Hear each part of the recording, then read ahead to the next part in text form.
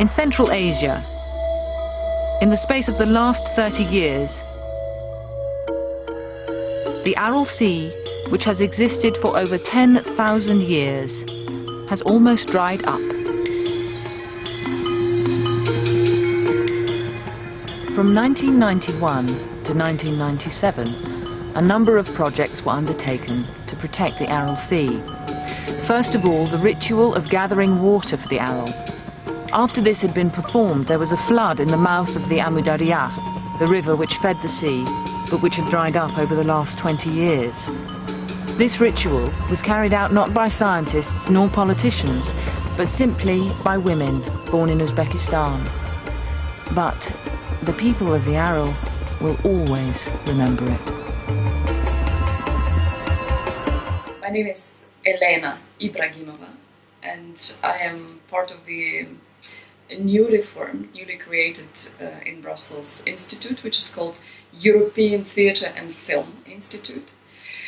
The unique side of this institution is that we work on the edge between different it's multilingual because we have specialists in art of different origins and different languages.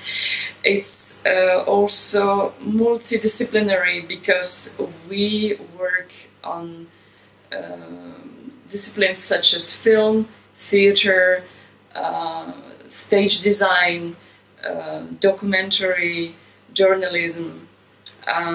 We try to find a richness in each discipline and to bring it to another discipline. This is quite a unique thing. And also we are quite multicultural because in our projects we will join together different schools, different universities who are our partners, like Central Academy of Drama from Beijing, like Korean National University of the Arts, like Artes, which is a university from Arnhem, Folkwang University from Essen, and many other art schools from different parts of the world. First of all, we were invited here by Vesalius College because of the originality of this method that we used while communicating to the audience of Europe, of different European states, the message about the Aral Sea. And in this project we used not only quite convenient and standard ways of communication, such as articles, press, reportages on TV, but we also used a theatre project as a main tool of communication. So we created a theatre production about the Aral Sea, where we used theatre adapted rituals that people used to practice on the shores of the Aral Sea. And then we brought this theatre project to different festivals in more than 70 different cities of Europe and Asia.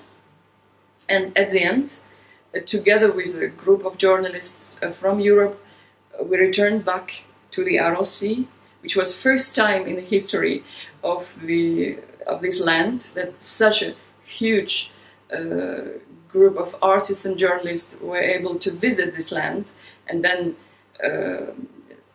each of them have written its own article.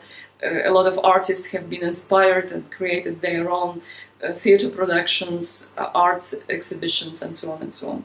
So it was a big action to say a word about the Aral Sea in this original way.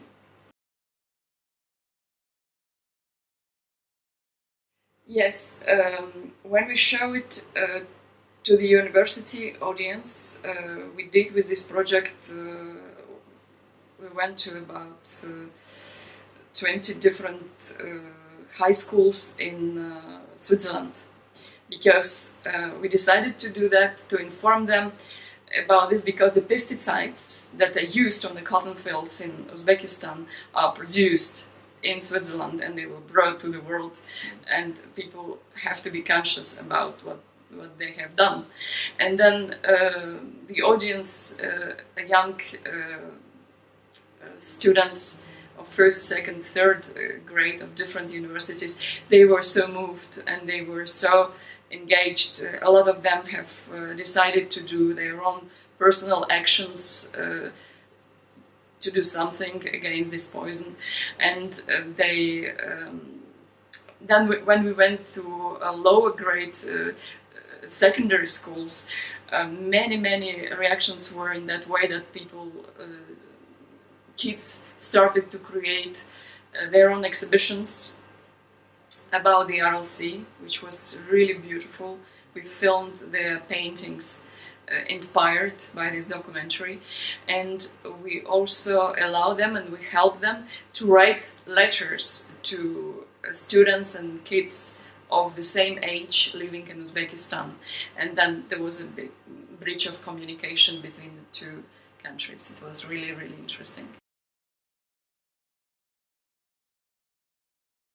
This street theater art is something that was, well, primarily form of theater in Uzbekistan.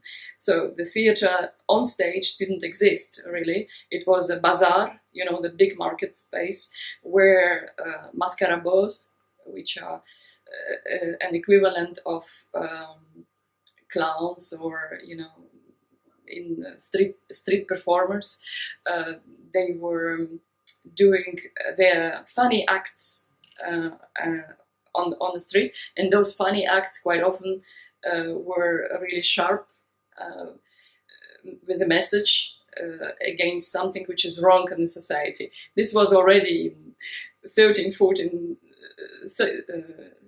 15th century. It was a long ago tradition. So that's why to do it into the street performance way, it was kind of natural. And also we learned ourselves from that expedition that we've done to the Aral Sea, that as we mentioned in the film, the shamanesses who used to practice some rituals on the shores of the Aral Sea, they were also kind of performers, you know, and that's why it naturally came to do it as a theater production, especially because we were not only philosophers, not only journalists, but we were also performers as our second profession. So, and we now consciously we think that this at that time it was an act of improvisation, but it was the right way, because an audience in Europe was touched, especially by this original form. Because if we were only to write in articles or to make a story on the, you know, political story on the form of the documentary or reportage, it would have been having such an impact as it was in that period.